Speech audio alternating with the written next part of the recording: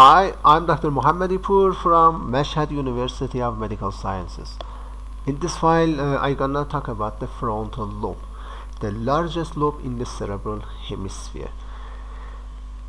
The frontal lobe is located in front of the sulcus, as you see, located at the center of the hemisphere, and is called the central sulcus.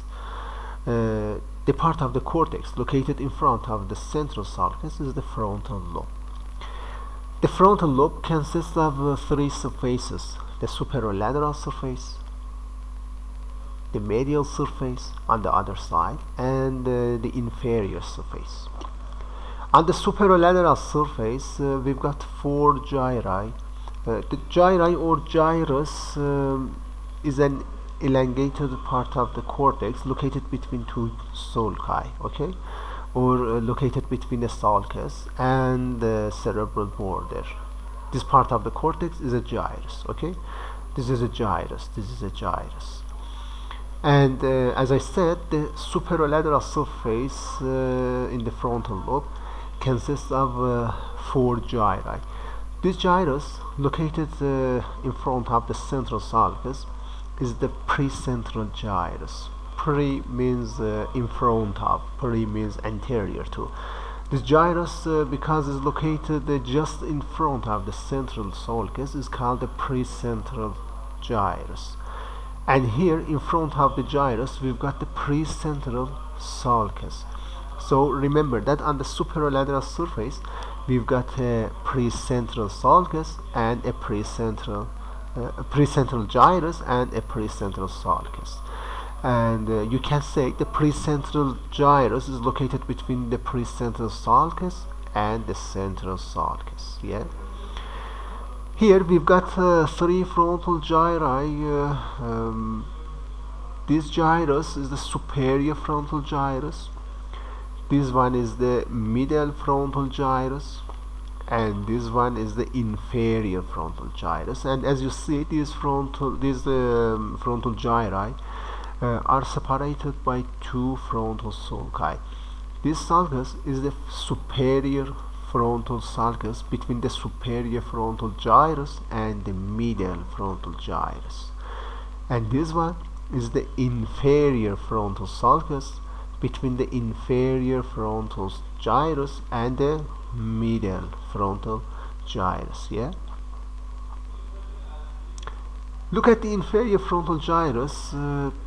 This gyrus is subdivided into three parts by the branches of the lateral sulcus or lateral fissure. The lateral fissure consists of three branches: the posterior branch or posterior ramus, the anterior branch or anterior ramus, and the ascending branch or ascending ramus.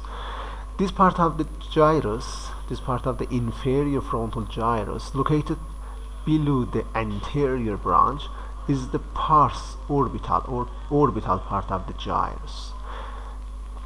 The middle part, located between the anterior and ascending branches, as you see, is triangular in shape and is called the pars triangular. And the third part, behind the ascending branch and above the posterior branch, is called pars opercular. So remember that the inferior frontal gyrus consists of three parts, including pars orbital, pars triangular, and pars opercular.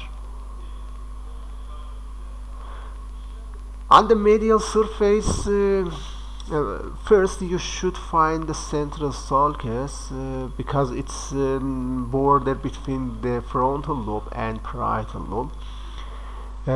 Here is the central sulcus. Also, the main part of the central sulcus is located on the superolateral surface, but as you see, its upper end enters on the medial surface, and here you can see the upper end of the central sulcus. Sulcus between the frontal lobe and the parietal lobe. So this part of the cortex in front of the central sulcus is the medial surface of the frontal lobe. Around this sulcus, you can see the paracentral lobule. Here's the paracentral lobule. Para means around. The paracentral lobule. It's important. It's important to remember that the anterior part of the paracentral lobule is a part of the frontal lobe, and the posterior part of the paracentral lobule is a part of the parietal lobe. Yeah, because the central sulcus is a border between the frontal and parietal lobes. This gyrus is the cingulate gyrus, located in close relation to the corpus callosum. And here we've got the cingulate sulcus above the cingulate gyrus. This sulcus is the cingulate sulcus, and as you see, its posterior end becomes continuous with the marginal sulcus, which is located behind the paracentral lobule. And here you can see three sulci around the paracentral lobule, and we can say the paracentral lobule is bounded anteriorly by the paracentral sulcus, posteriorly by the marginal sulcus, and inferiorly by the cingulate sulcus. This gyrus on the medial surface of the frontal lobe is the medial frontal gyrus. Medial frontal gyrus located in front of the paracentral lobule and are separated by the paracentral sulcus. Yeah.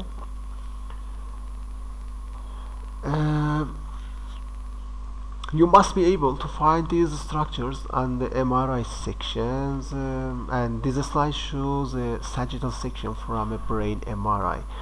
You can see the brainstem, diencephalon, cerebellum, and cerebral hemisphere. This structure is the corpus callosum. Corpus callosum is the largest commissure in the brain, which connects two hemispheres.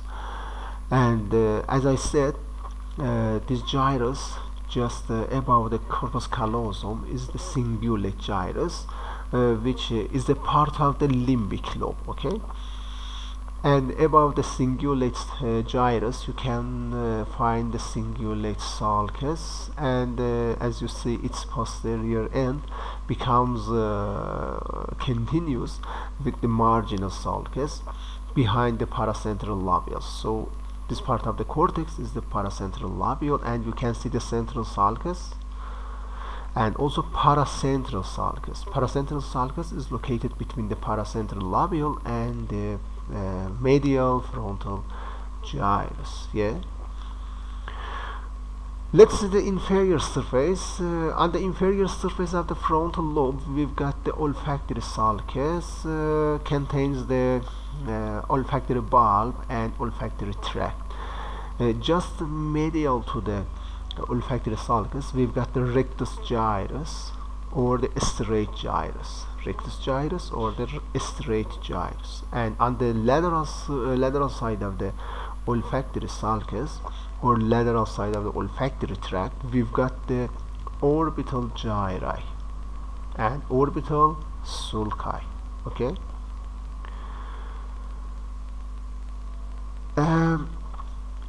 Each lobe of the hemisphere consists of some functional areas, and these functional areas are really important because you need them to diagnose neurological problems.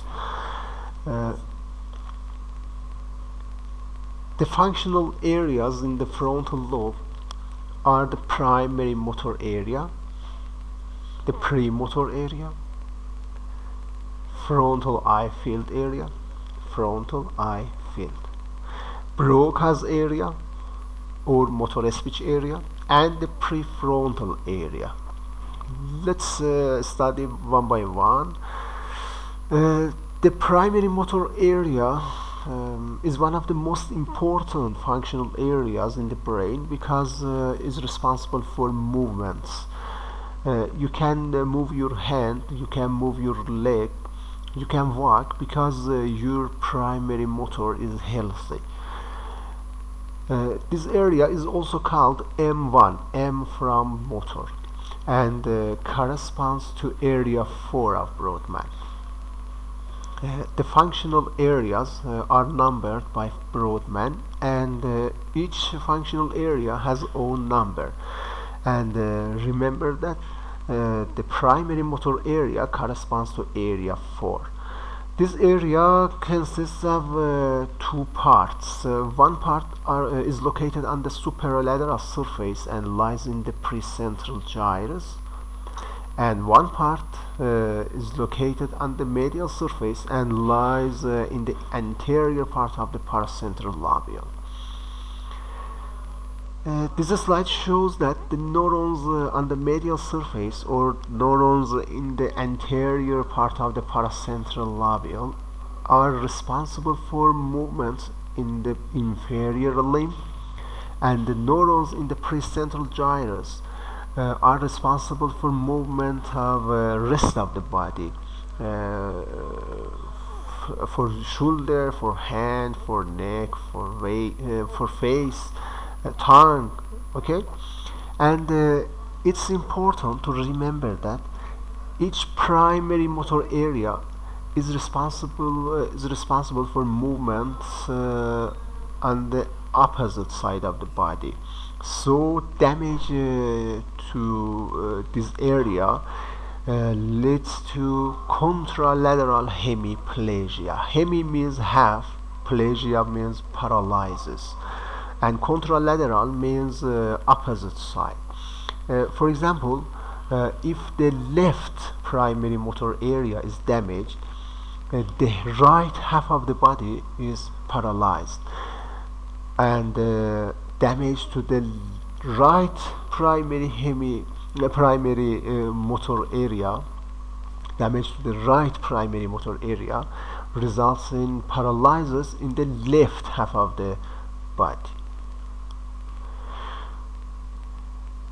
Premotor area, as you see, is located in front of the primary motor and corresponds to areas 6 and 8, and as you see lies on the posterior part of the superior frontal gyrus and the middle frontal gyrus. This area is responsible for movement planning.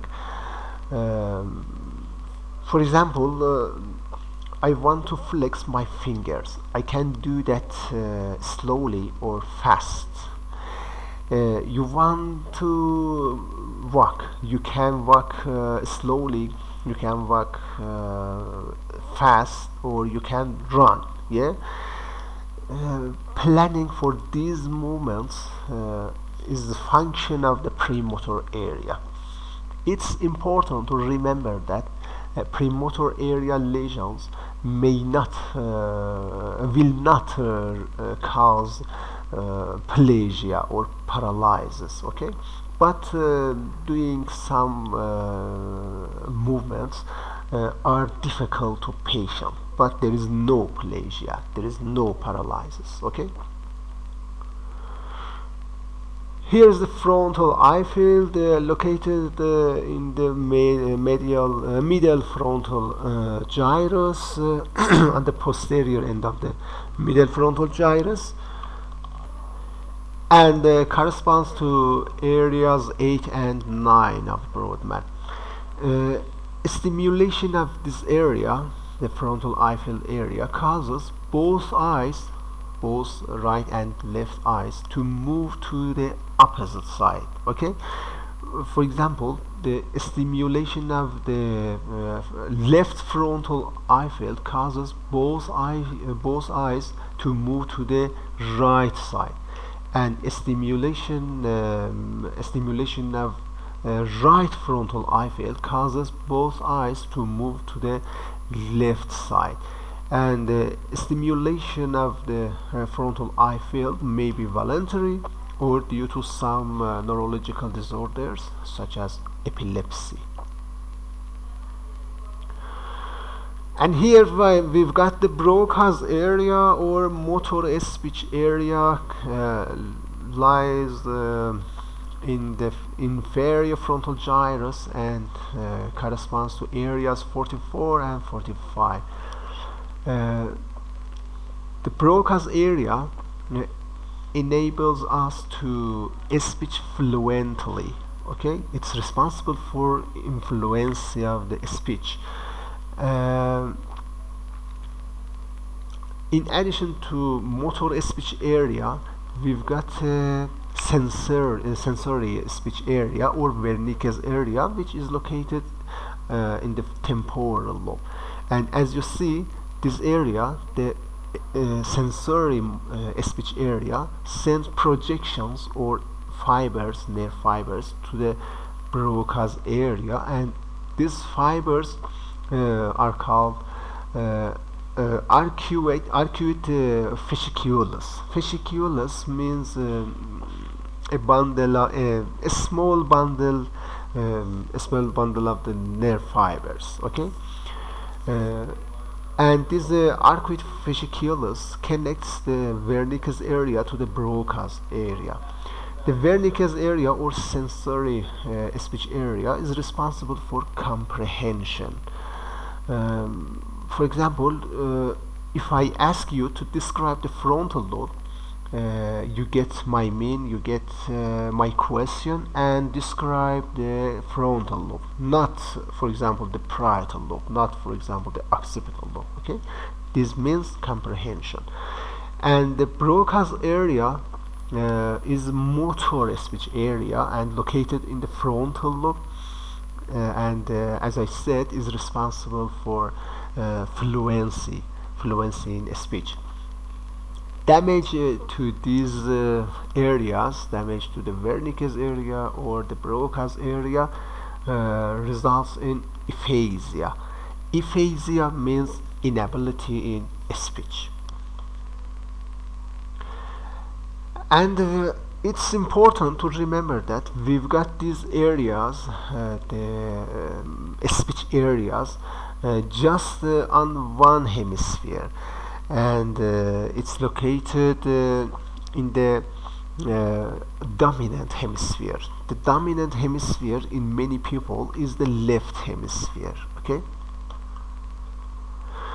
and here we've got the prefrontal area located in the anterior part of the frontal lobe, and is called the prefrontal area. The prefrontal area plays a role in judgment and decision making.